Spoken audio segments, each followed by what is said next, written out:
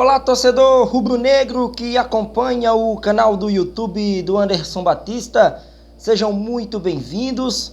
Ontem o Sport acabou ficando pelo caminho na Copa do Nordeste, o título conquistado pelo Fortaleza, a vitória por 1-0 com gol marcado já nos acréscimos da primeira etapa, sacramentando a segunda conquista da competição regional para o tricolor do PC, enquanto o Sport, que tem 3 títulos, amargou mais uma vez o vice-campeonato, assim como foi na última final, como disputou contra o Bahia, e acabou sendo derrotado na Arena Fonte Nova em 2017. E desta vez, 5 anos depois, o Sport mais uma vez saindo como vice-campeão do campeonato.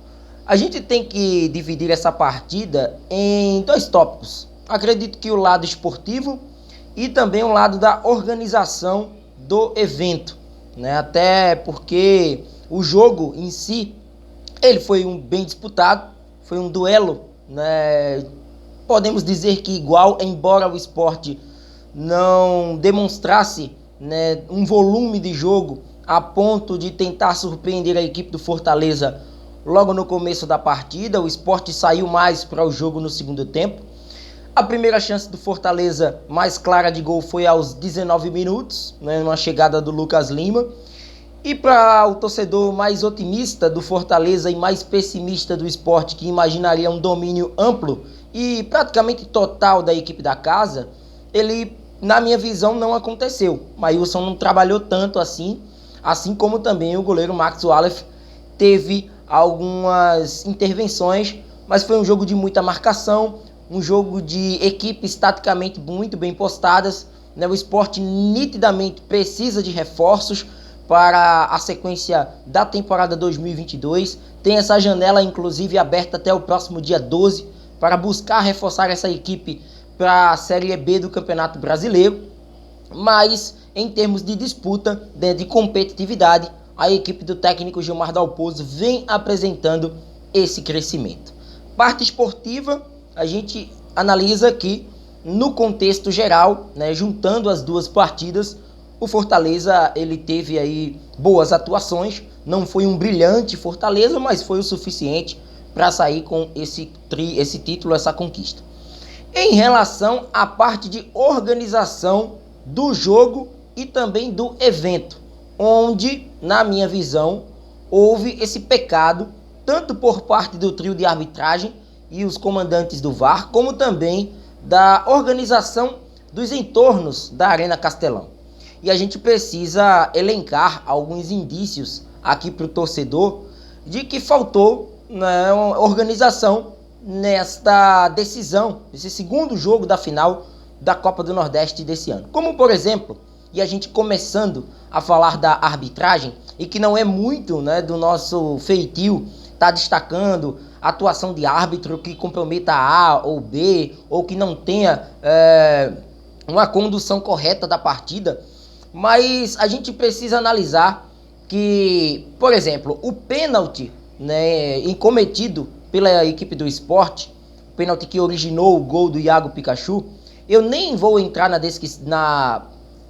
desse pênalti, nem vou entrar tanto a fundo, se foi ou não penalidade, mas é inadmissível que num lance de avanço do Javier Parragués, o Búfalo, que foi muito mais contundente, muito mais clara a falta dentro da área e consequentemente um pênalti para o Sport, não ter sido nem analisado pelo VAR. O VAR não ter nem chamado a atenção, se o Wagner Riway não ter comunicado o Marielson Silva Alves para, quem sabe, analisar o lance, ver a questão de uma possível penalidade para o Sport. O jogo seguiu, foi marcado tiro de meta e também foi marcada aí a sequência do lance. Um outro ponto, o pênalti do Sander, na minha visão, lance totalmente interpretativo. Se é um lance interpretativo e se o árbitro de campo ele toma a decisão de dar a penalidade, o Sport ele não era para ter passado, pelo menos na minha visão, por uma interferência do VAR.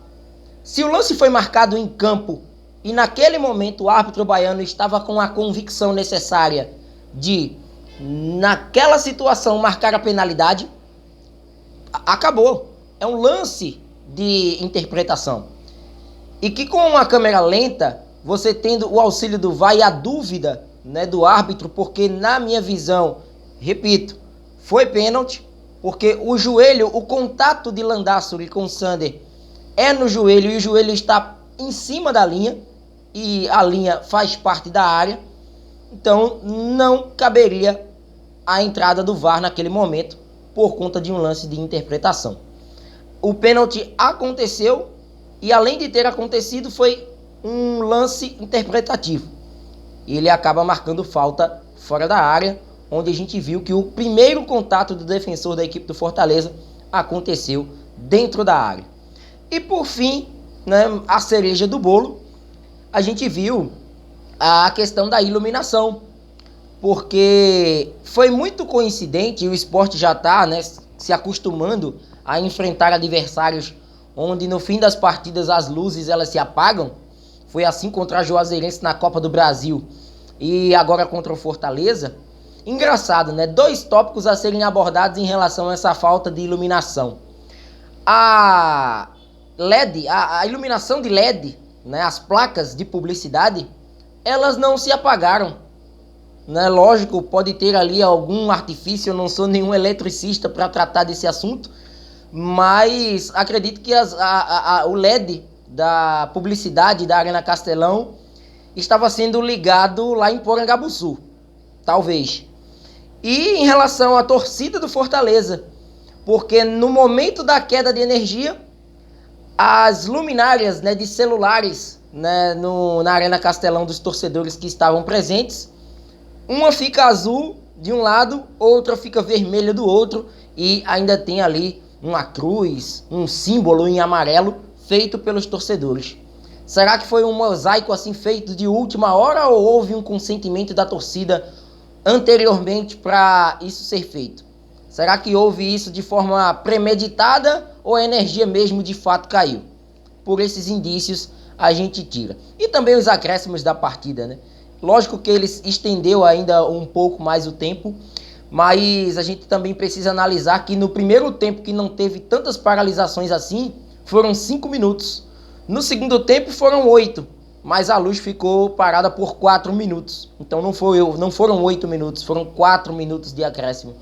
Lógico que no fim das contas teve aquele desconto, a chuva apertou, e eu não entendo o porquê de uma arena de Copa do Mundo não ter a drenagem necessária para evitar uma chuva como aquela.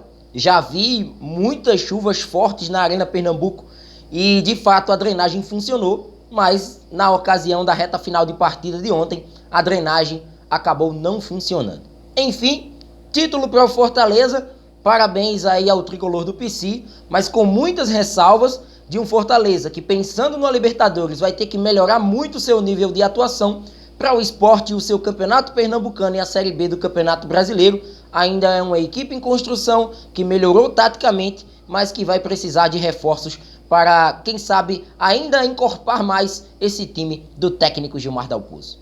Então comenta à vontade, se inscreve no canal, ativa o sino das notificações, dá muito like nesse vídeo e a gente vai se falando. Forte abraço a todos e até a próxima. Valeu!